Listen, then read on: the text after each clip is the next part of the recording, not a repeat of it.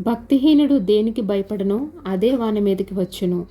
నీతిమంతులు ఆశించినది వానికి దొరుకును. సుడిగాలి వీచక భక్తిహీనుడు లేకపోవును.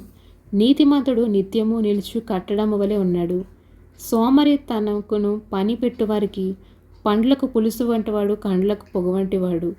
యెహోవాయందు భయభక్తులు కలిగి ఉండట దీర్ఘాయువుకు కారణము. భక్తిహీనుల ఆయుష్ తక్కువైపోవును. నీతిమంతుల ఆశ సంతోషం పుట్టించును. భక్తిహీనుల ఆశ భంగమైపోవును. యథార్థవంతునికి యెహోవా ఏర్పాటు ఆశ్రయదుర్గము. పాపము చేయవారికి అది నాశనకరము. నీతిమంతుడు ఎన్నడను కదిలింపబడడు. భక్తిహీనుల దేశములో నివసింపరు. నీతిమంతుని నోరు జ్ఞానోపదేశం పలుకును. మూర్ఖపు మాటలు పలుకు నాలుక పెరికివేయబడును. నీతిమంతుని పెదవులు ఉపయుక్తములైన సంగతులు పలుకును. భక్తిహీనుల నోట మూర్ఖపు మాటలు వచ్చును.